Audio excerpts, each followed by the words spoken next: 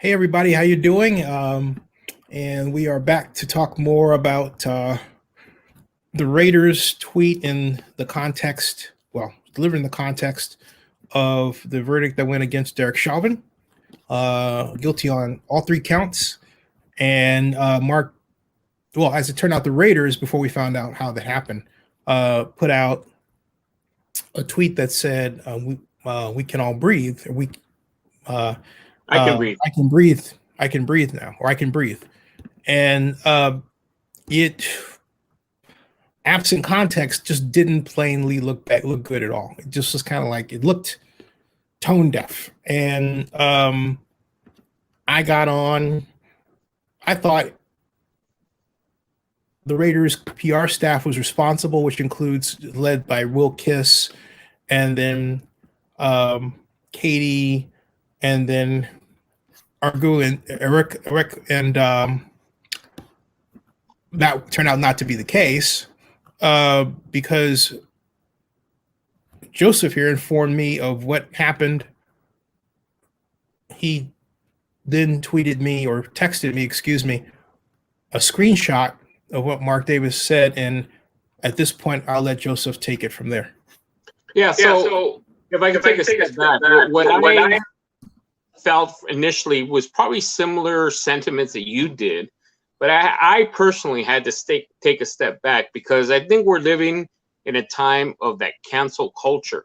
And whether or not we are a part of that or not, it becomes part of the social norms. And so initially, my sentiments were almost exactly as yours, but instead of reacting, because I tend to do that, and so I had to take 5 seconds out and think about how I'm going to react or what were my thoughts. And the more I looked into it, it did take, I think, about an hour after that tweet, that articles started coming out in The Athletic, the Review Journal, and even on TMZ. And what they did was they quoted Mark Davis saying that he was coming out of a meeting. He was either listening or watching the news, maybe in his ride. And he heard some words from George Floyd's brother. And just to summarize, in those words, in the context of those words, he said, "Now we can breathe again." And Mark Davis took that and wanted to, I guess, create this movement for himself or for what he felt he was feeling, and put "I can breathe" in reaction to what George Floyd's brother has done. Now, having said that, I also think that there are things that initially made me react initially, like you did as well, going back to the initial thought process, was I know Mark Davis and a lot of members of the Raider organizations, what their political affiliations were, especially with the previous administration.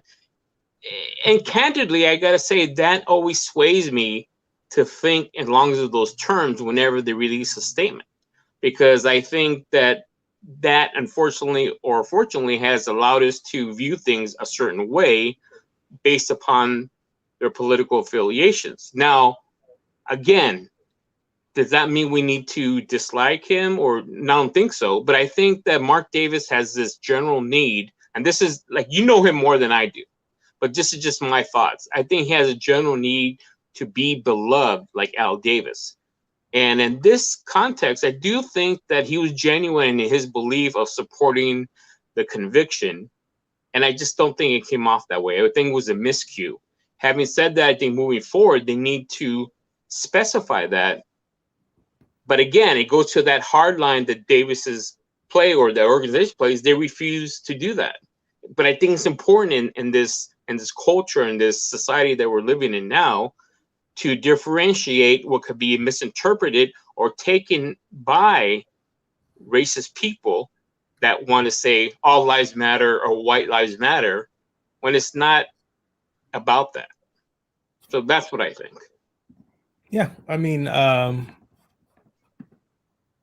think what happened was just purely simply the reason why I decided to shift gears is simply that I felt that he said that he received it, he heard it, he heard George Floyd's brother say We can all breathe.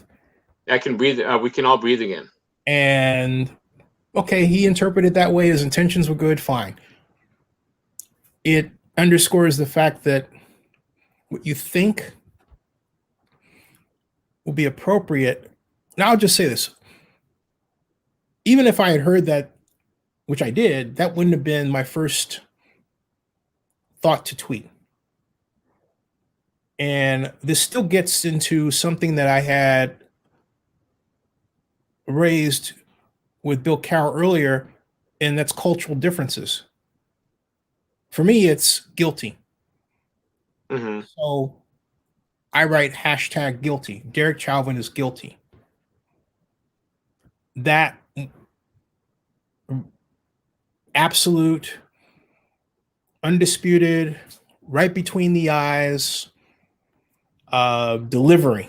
Okay, that to me was exceptionally important to deliver. That's how I thought about it.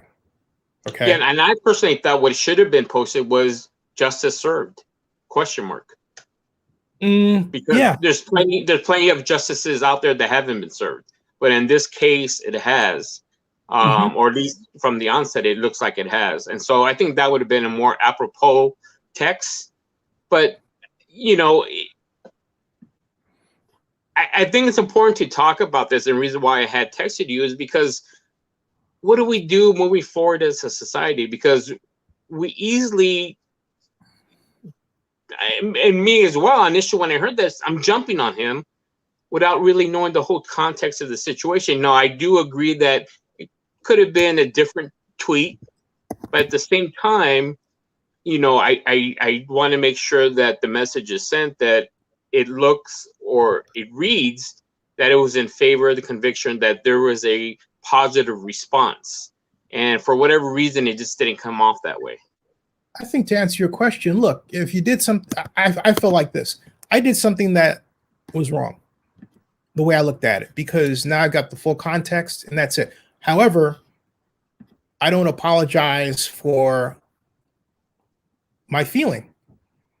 And I don't apologize for the underpinning of my reaction, because even though he had a sound reason for that tweet, it still looked bad. Yeah. Okay. Sure, the underpinning reason was there, and always says, well, you should always wait and all this. Well, not necessarily. We live in a society where image matters more than ever.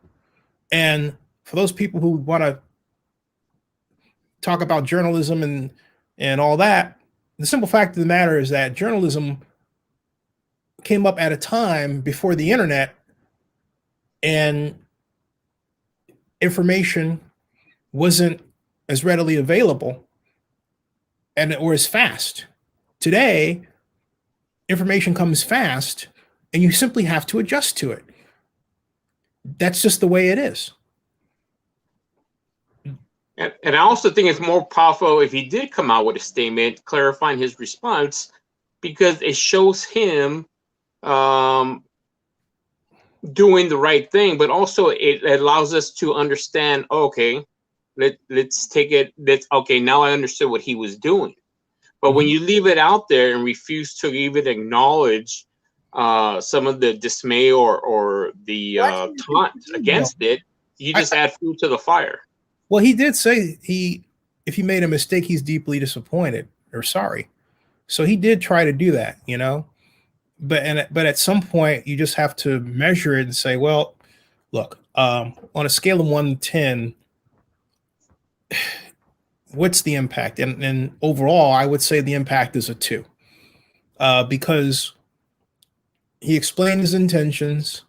They're quite logical. They just don't look good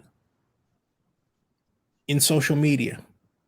Yeah, and when you have a vast majority of people say they didn't like the tweet, and he did explain that, like you said, he was very disappointed and felt sorry about if it offended anybody. But in that same context of the article that I read, is that the Raiders also refused to take down the tweet. Right, they did. It's Raiders. The Raiders have been like that. I mean, it's not the first time they've made mistakes like that regarding press releases or anything, but they don't. And this is Al. Al doesn't believe in trotting up and saying, I made a mistake. No, there's a stubbornness and a pride there, but it's a foolish pride. I mean, it is what it is. I think the whole point is, at some point you have to say, okay, when is it, um, when is it about me? And right now it's becoming now about us and how we think, right? He did his job.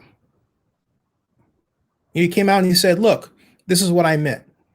And if I offended anyone, I'm deeply disappointed. I'm sorry. That's what he said. Okay, fine. That's fine. Okay. Uh it also opened the door for me to some ways that the Raider organization has allowed itself to be formed, which I believe are largely insensitive to the Black community. And it underscores the problem that I think right now they can't quite help the way that they're structured, because psychologically, Mark is accustomed to seeing Black players in the context of people that play for the Raiders, or Black African Americans, period, not just players. But the reality is also, and he would take umbrage, they would say, what do you mean? I know a lot of powerful people. I know the Attorney General and all that. Mark would say that and he'd be absolutely right. But, and then Cliff Branch was a player who was a friend of his for a long time. But my point is, he still has this context of knowing Black folks in the context of the Raiders, and therefore having a monetary or financial relationship with them, wherein he just happens to be holding the strings. You know what I mean? So it's not like he's dealing with someone who's African American, who's a millionaire or a billionaire, who can take or leave having a relationship with him and happens to want to take it because that person likes Mark Davis. That is a completely different dynamic. Mark has a relationship that could be called patrician. And the people that he hires in his organization, like, John Gruden, and bringing in Mike Mayock, and then Mike Mayock brings in Nolan Nowaki, who has a track record of making comments about Black players playing quarterbacks that are racist. This after a time, you bring in so many people that give you an image to a point where when you make a mistake like this, speaking for myself, that's the first thing I look at. I say, hey, wait a minute. You've populated yourself with people who in the past have made racially insensitive comments. Like when Mike Mayock said that Cam Newton had no heart. Or, you can go all the way down the line with this. John Gruden is a Republican donor. Now, John Gruden did raise funds for a Black woman running for running for city council in Tampa, who was Republican. But the bottom line is he has a track record of Republican donations. He does not have a track record of Democratic donations. Mark Bedane, on the other hand, does.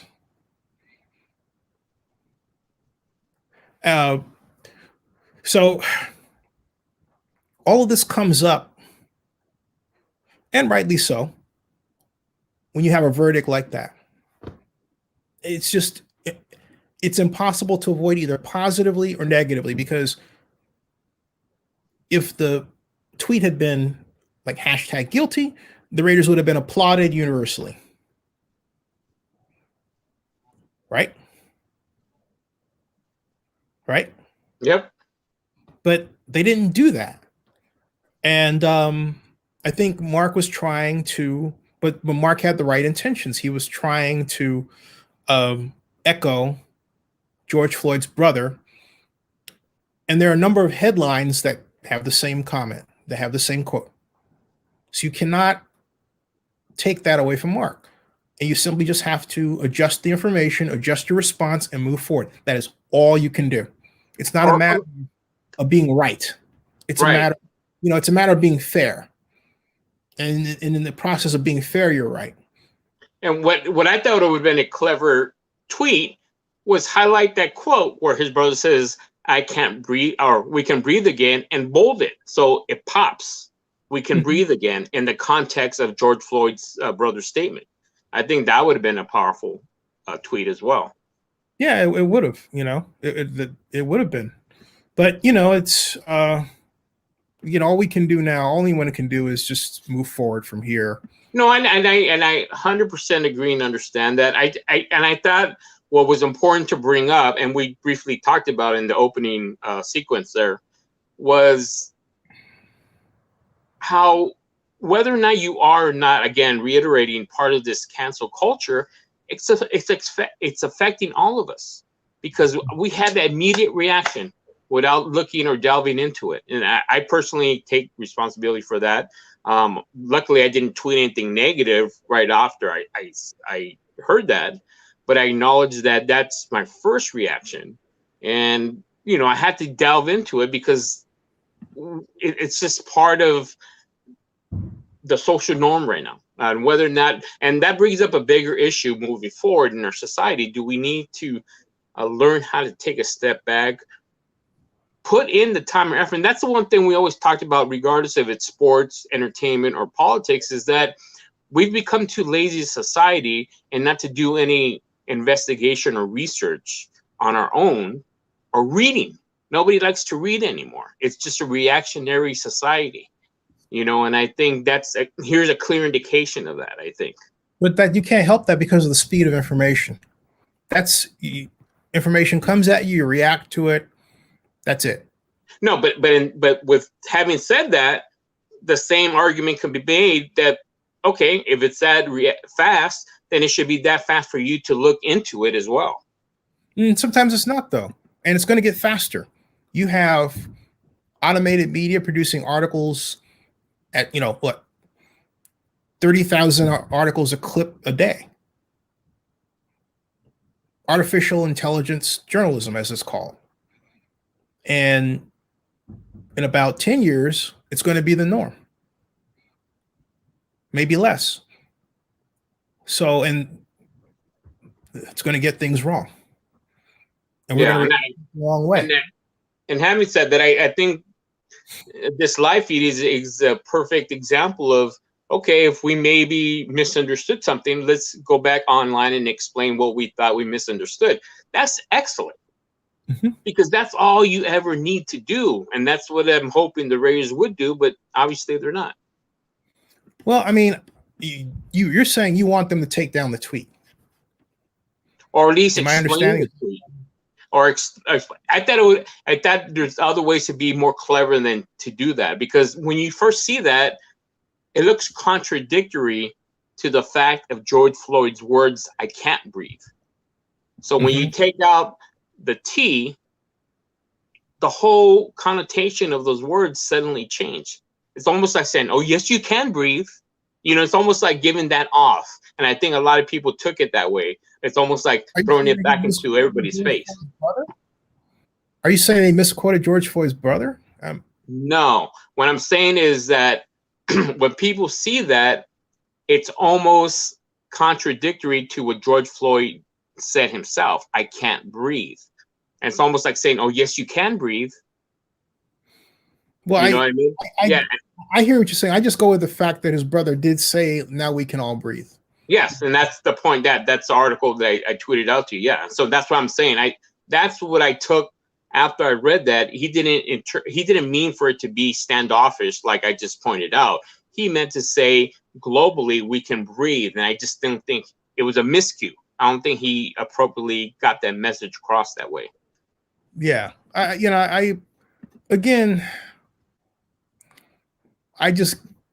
him a mulligan. That's he did it. It also, I think, as much as anything, proves how difficult it is. Yeah, how difficult it is, how different it is. When you see a item of content on Twitter versus if Mark Davis was before a camera of people and said the same thing, right? Yeah, and that's what I was hoping they would do. They can release videos. They can release a video statement on Twitter, having Mark Davis explain it. I mean, you could. I think, and I think that's a good idea, but I don't think they're going to do that. no, they won't. I don't think they're going to do that. It's a good idea, sure, but again, I'm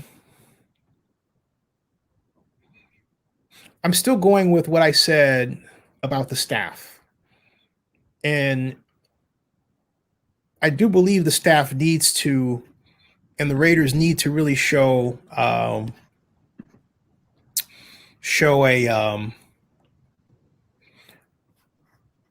better demonstration of appreciation for the moment. You know, yeah, I really believe that. I think they need to show a better appreciation for the moment than they have. And I don't think that's been done yet. I'm curious to see, having said that, exactly what I mean. The NFL Network had on, like they had on Mike Silver talking with Dr. Harry Edwards of Berkeley, who I know, and Steve Weish, and I believe it was Jim Trotter. And they were talking about the verdict. Something like that, okay? And so,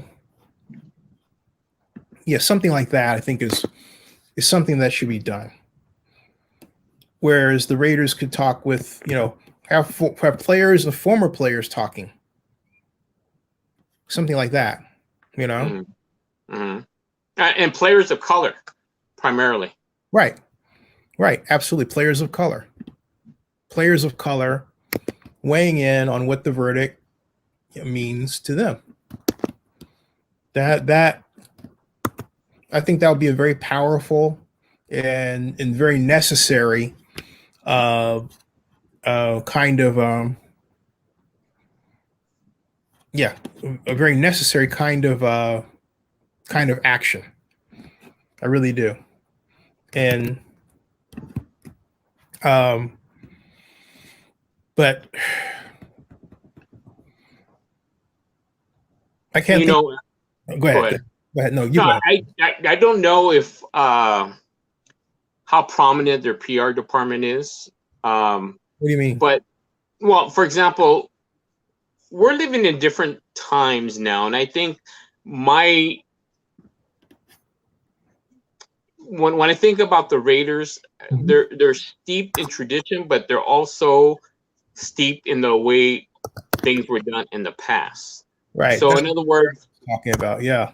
Mm-hmm. So, in other words, is their PR department a reflection of how things used to be, or is it current to the way society thinks now? In terms of, are they using current PR professionals that are aware of these situations, as opposed to just kind of bombasting in there, say, "Well, I'm the owner. I'm going to put this on Twitter and let it go," instead of saying, "Whoa, just Mm-hmm. take a step back.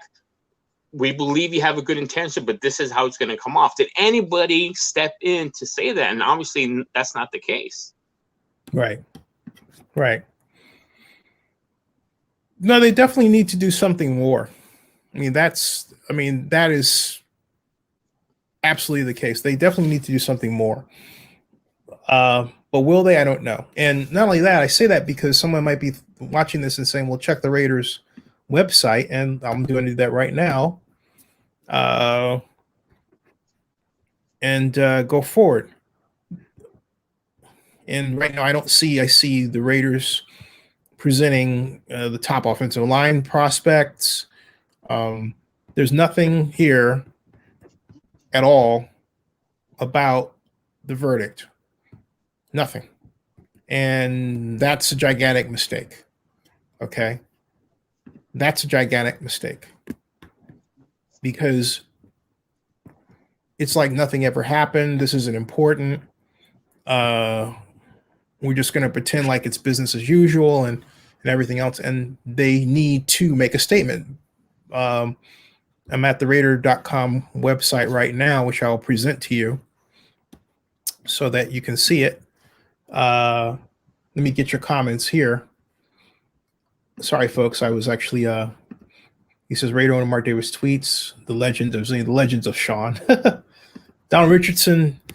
Donald, hey, Donald, Donald should be joining us. There's a link in the email I thought I heard for him.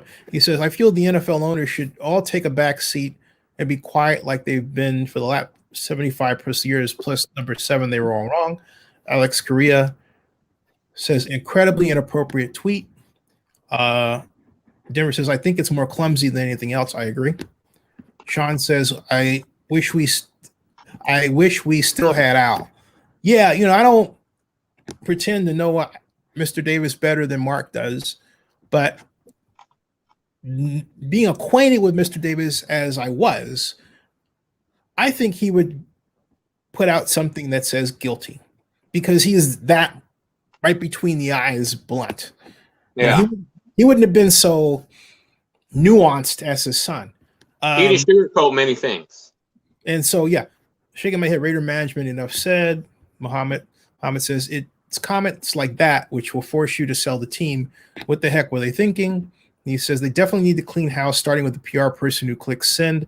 And that's the other person. I mean, that's the other person. That's the other thought. It doesn't seem like anybody corrected him. Well, and that's what I brought up. I just said is that you did. I apologize. You did say that. Yeah, they didn't correct him. They did not correct him. And to his credit, but to Mark's credit, he didn't lean on his PR staff and tell a lie. He didn't say, "Hey, they made me do it," or "Hey, they could have stopped me." He took the hit. So you have to, again, I give Mark credit for that. Okay. I don't dislike Mark. I know there are people who do. I don't. That's not what this is about. I don't like the way the organization runs itself in the 21st century. And when I say I don't like the way the organization runs itself in the 21st century, they are on the right track toward change. I'm not referring to the move from Oakland to Las Vegas. And the reason I'm saying that in a knowingly very controversial way is every time I think about the move, every time I think about what I knew behind the scenes right up to the vote, where I thought that the mayor of Oakland, I thought Libby was going to be on a plane for the owners meeting. And I thought in my head, she was going to ask me to pick her up to the airport. That's what was in my head. And I had every reason to believe that. Okay. This was like an up to the minute second issue. And that's why I take umbrage with people who just say, oh, you were wrong. They don't bother to ask, hey, Zinni, you were consistently in contact with the mayor. What the heck happened? Well, okay. I mean, there are a lot of deep stories from my end, from Mark Davis's end, from Mark Bodain's end, from Ronnie Lott's end. Like, why did Ronnie not come out and be more critical of the Raiders, right? Why did Marcus Allen all of a sudden turn so quickly, right? There are all kinds of questions that are out there still not answered. And but what I come back to is a simple fact that Oakland, the administration, didn't fight in a way that where you get all hands, you get everybody in a room, you put somebody in charge. Because look, the mayor wanted to be in charge. He had this Jerry Brown thing, but Jerry's Jerry. And that the way Libby handled the Raiders situation will forever be a stain on her political record. That's not something she can do away with. And her biggest, retort is, "Hey, I didn't want to spend a lot of public money." But there are more ways to accomplish the objective of retaining the Raiders than spending public money. But as I said then, and I say now, Oakland needed to prove it had the will and the initiative to complete big projects. And to this day, Oakland has not done that. And it was up against a municipal organization. Now I'm talking about Las Vegas and Clark County, which has a track record of having the will and the initiative to complete big projects. And I would take that as a badge of challenge if I were the mayor and said, you know what, we're not going to do it the way they did it, but we're going to do it the Oakland way. We're going to do it the innovative way, and we're going to win. And then one thing I would have done, and I had tried to do it another way, is I put out when certain properties were available just to drive up the price. And in one case, it actually worked. There was a real estate guy complaining about what I was doing. I was deliberately trying to drive up the price so that it was too expensive for them to actually buy the land. That was my intent. Now, if I were mayor, I would have actually spent about $100 million to secretly buy properties around there so the Raiders couldn't move. Well, couldn't you also eminent domain the property? You can't eminent domain somebody's property in Las Vegas. Oh, I thought you were talking about in Oakland. No. I mean, I'm talking about in the case of stopping. I'm talking about aggressive behind the scenes moves. I mean, hyper aggressive. If you don't want somebody to move, you do everything from tell the sheriff, say, hey, look, go by the Raiders office and tell them how much you love them there and that they will receive all the police protection that they need. I mean, that's okay. So when you really want a team to stay, those are things you do. You don't do it halfway. But what Libby, and I understand this to this day, what Libby took umbrage with was her perception that Mark Davis was disrespecting her because she was a woman. And Mark didn't do much to dissuade that perception. All right. Now, someone else would say, well, look at how, they would say, isn't the mayor of Las Vegas female? Well, yeah, except that the mayor of Las Vegas wanted the Raiders downtown. And Mark didn't go with that. Mark was with Steve Sisolak, and he went with the late Sheldon Adelson, who was putting up the money to begin with. Okay. So, there goes that argument. Yeah. But what I look at, though, I look at that Las Vegas had a team. It has a team of professional people who are used to running Epcot, the experimental prototype of Community of Tomorrow. Was what I love about Las Vegas is because of its cultural design, it's willing to allow you as an entrepreneur. It gives you, how did Tony put it? A friend of mine put it this way. He said, Las Vegas makes you a little bit pregnant. That is, you go there and you get enough deals to think you're going to have something going, and maybe you give birth like the Raiders did with a stadium, or maybe you don't, like the Fontainebleau, which is now the Drew, and still has never got out of the ground. All right. And as okay. So all the jobs lost, He says, come on, I know it sucks Raiders are gone, but they are, and I love the stadium. I love it too. It's a beautiful construct. No question about it. The only thing that I hate is I hate when someone tells me that I'm wrong about things that I know I'm talking about. And I said this before, and I'll say it again. If they listened to me at the time that Steve Sisolak had leaned in and said, are you going to cause trouble at our groundbreaking for the convention center expansion? I said, no. I said, if you add up everything that I told you, you would have more money for the project. And I said that then. Now, here we are in the middle of a pandemic, and it's money they could use. Okay? But I don't like someone just putting on this light, like, oh, the implication is, oh, he's some black guy that nobody can listens to. Well, my thought is this: just let society play out, and everything will take care of itself. And that's what's happened. All right. But I don't like that Oakland did not fight back in an aggressive way. That I do not like. When Libby went to her first NFL meeting in Florida, in New York, she kicked butt. That was when she walked in with Blackstone Group, okay, and Larry Reed. But when she went to Florida, the trouble is that they wanted more detail, and instead of handing it off to a specialist, Libby felt that she could handle it all herself the second time, and it didn't go well. And she needed a developer by her side. She didn't have the developer, and Ronnie Lott wasn't that person. And I've always wondered how Ronnie got in as opposed to somebody else.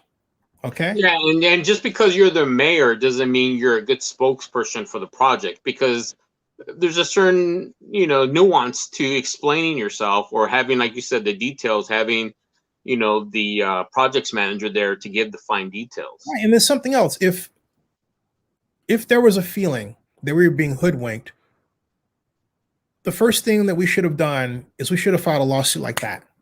We should have filed an injunction to stop them while this was going on. The whole purpose would be to tie them up from anything they wanted to do that they weren't telling us about. Okay. We were not hardballing it. We were too nice. And we were getting hardballed left and right. It's the way it is, So because we all know. Well, yeah. Look, I'm going to say something about being arrogant. There's nothing wrong with being arrogant. The problem, as far as I'm concerned, is we don't have enough black folks who are arrogant. We're arrogant when it comes to sports. It's changing. When I say arrogance, is nothing more or less than believing in yourself and then proving that you can do it. It's like the late Don Meredith used to say. He would say, "Ain't bragging if you can do it. You can do it, fine, do it." If you let the person get it done, then they got it done. The Super Bowl, they didn't give me a chance. They said I couldn't do it. Robert Ball put me in charge. I did it. I earned bragging rights. Did I win? No. But out of 11 cities, okay, 11, all right, Oakland challenged Jacksonville and Miami for the right to host the 2005 Super Bowl, and we were 8 votes from winning. That's part of my history, and nobody can take that away from me. Yeah. And I think I'm similar to you in that respect, because once somebody tells me I can't do something, that just thrives in me to do it, It makes you fight. Absolutely. And my only point is that Oakland didn't fight. And again, I started covering CES Las Vegas in 2010. So all this stuff just sort of happened for me. And I covered the NFL draft since 2005, right? So there you go. All right, so it's 1:37 out here. I'm working. Any more questions we have from the audience? Let me see here. Let's see here. I got that one. They should listen. Mohammed says, even though the stadium is nice, Vegas got hit bad. They did. I just don't know if the old Vegas will be back. Things are going to be very different from now on. That's a great point. And it actually, Mohammed, it actually goes to something that I'm going to demonstrate. Because of the stoppage of tourists from Asia,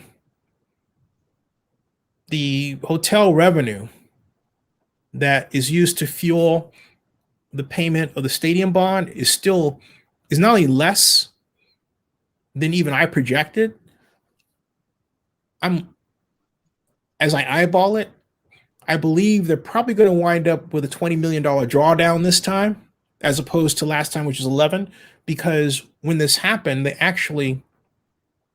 They're straddled fiscal years. The 11 million came from the previous fiscal year. Now we're in the other half of that fiscal year. Okay. And we're going to be looking at the poor performance from that. I thought that by now we would be at a performance, a hotel occupancy performance that produce a $2.2 million revenue stream for the bond issue per month. They are way under that. Okay. About 1.1 million on the average per month. They're not at 2.2. So there is a problem. Ray says Jerry Jones had a lot of influence. He did. Because Jerry is the consummate deal maker, but Jerry Jones is a confident man. He is willing to take a risk. And he has a lot to teach black players who want to be in business, because what he can teach them by talking, by showing examples, by almost having a master class in it, is a master class in business confidence.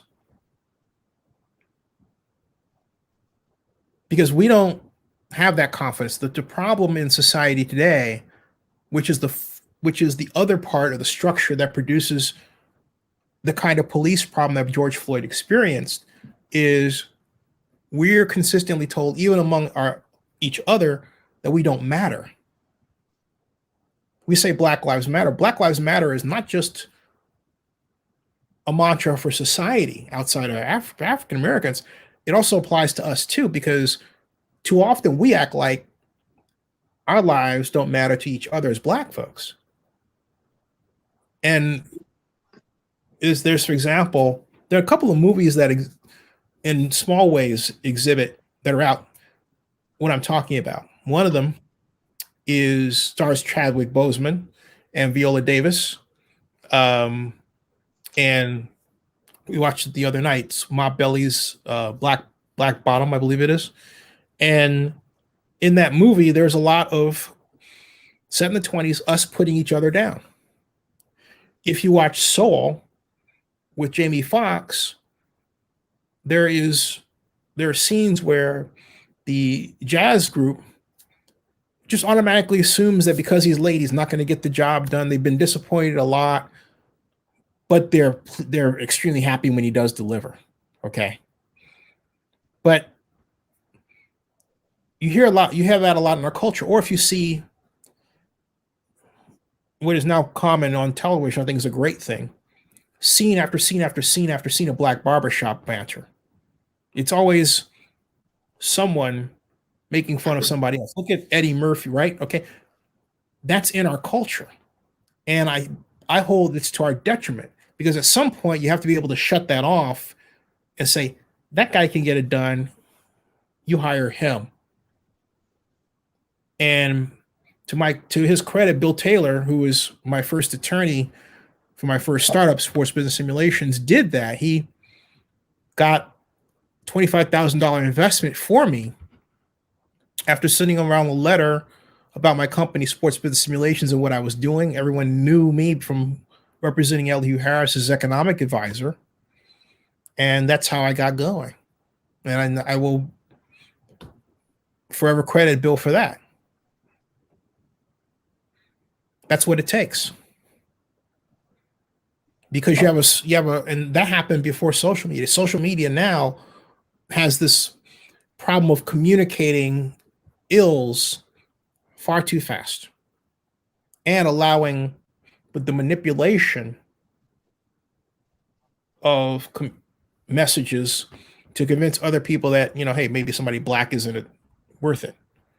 Let me see. I got that one. Yeah. As far as this, and this gets to what I was about to say with respect to Muhammad's comment. I don't think the old Vegas will be back either, absent a gigantic subsidy. And the sad aspect of this is that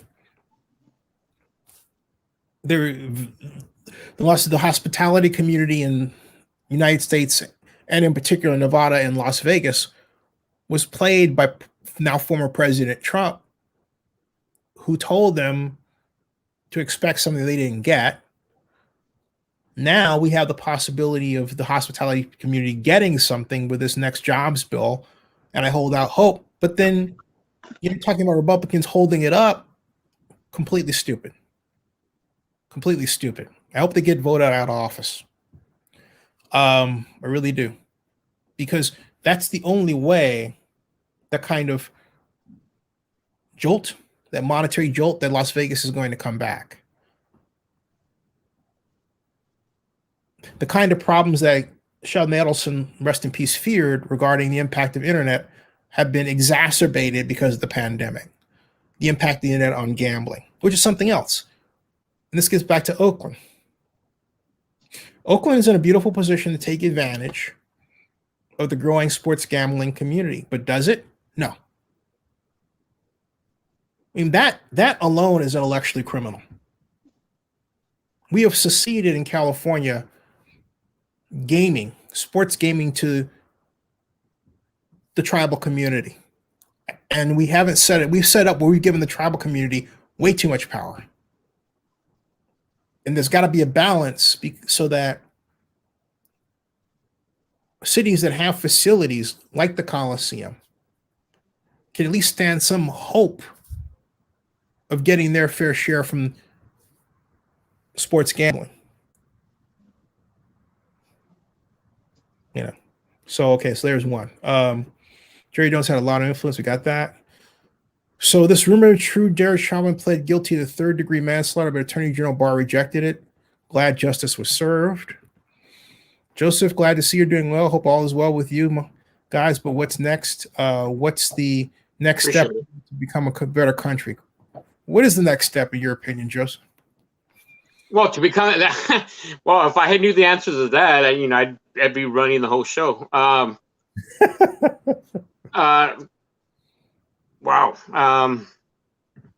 That's a tough one. I mean, there's so many steps you can take to help the country run the right way. I think the first thing and the foremost thing, having recovered from COVID, is stop being ignorant about the vaccine, stop being ignorant about wearing face masks, because if this continues, we won't have an economy to move ourselves forward, and we won't have a society. Yeah, that's right. Build the country upon. I mean, we got to take first thing first. The one thing that you always hear is that you can't buy your health. And that's the one thing that no money, no amount of political confrontations will ever heal you with, is your health.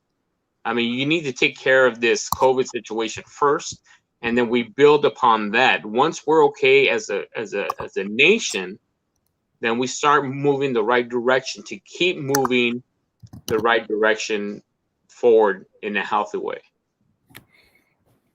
Yeah, I couldn't have said it better myself. That's the way. And so let's see here. We've got let's see here. We have what else? David is here. Muhammad says, before Al died, he sold more shares of the team to some investors, but they still had decision-making power. Perhaps it's time the investors change that now. How, Muhammad? Can you explain? Sean Watts says, good night, my brother. Good night. Hey, see him there. Got it. Raider says, a 15-year-old girl shot in Ohio. Yeah, because she was threatening other teens. Shot for threatening other teens? Gee, if I think of the number of times I was threatened as a teenager in elementary school, or actually I was, you know what? It only happened once. That was Steven Santos, and that was at Bret Hart. And Steven Santos actually didn't do anything to me. What happened was that they would tease Steven because he was overweight, which was a sad form of bullying. And of course, I had the nerd group, and I wasn't with athletes or that sort of thing. Didn't want to be. Anyway, I lost a dime. He lost one. We both thought each other had it. We had a very minor skirmish, very minor. And what happened was that others, mostly black, got involved. Actually, all black got involved. And when they realized that we were not going to come to blows, they beat him up to beat me up. So they're chasing him, and I remember this like it happened yesterday. They're chasing him, and he's chasing me, and I'm running away from the whole group. And I wound up going into the large building where Miss Harper opened the door and let me in. And so Stephen went around telling people that he'd beat me up, which wasn't true.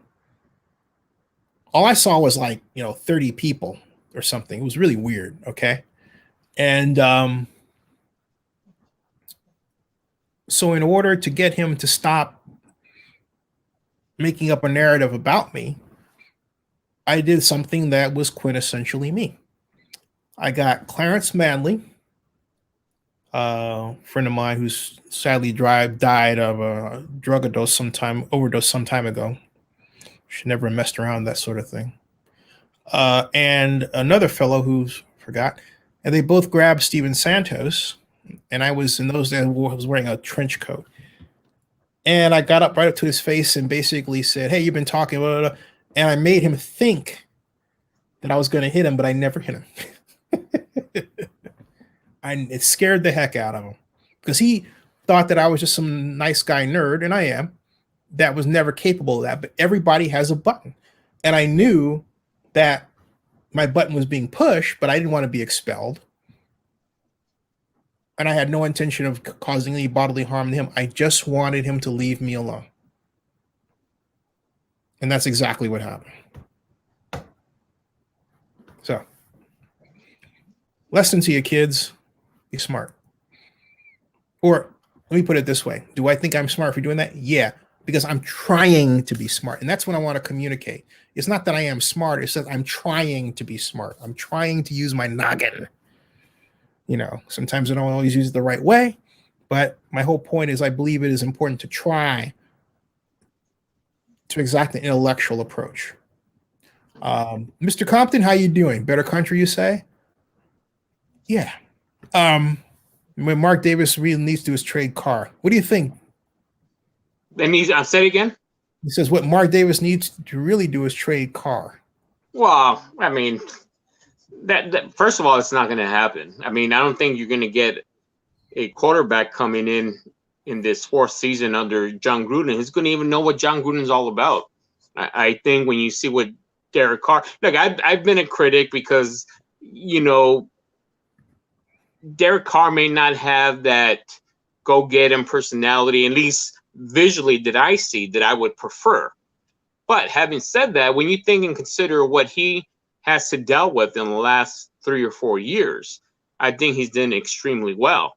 I mean, even though last year, when you think about that, we had an 8-8 record, but we had no defense. You think about those 2 or 3 games that we could have easily won if we had a defense. And then this conversation about should we trade Derek Carr would never be coming up.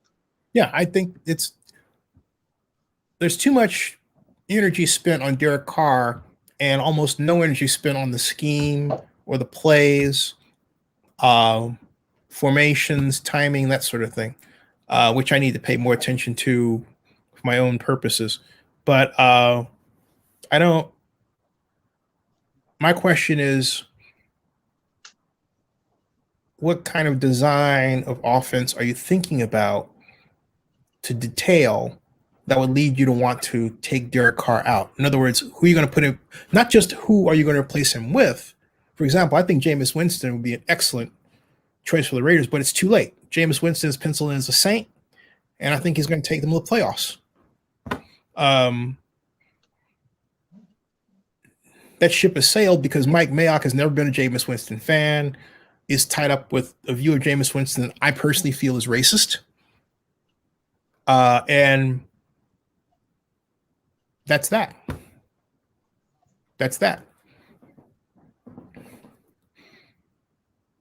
And I hope Mike Mayock has grown from that, but we'll see. We'll see. What were And your off-season thoughts during the free agency? I didn't have a chance to talk to you about some of the moves that we made. well, let's talk about that another time, mainly because it's almost 2. Okay. So we'll pick that up later in the week. Hey, folks, stick around with Backstage, Joseph. Subscribe to Zenny62, bookmark oaklandnewsnow.com, and remember, folks, Black Lives Matter. We'll see you later.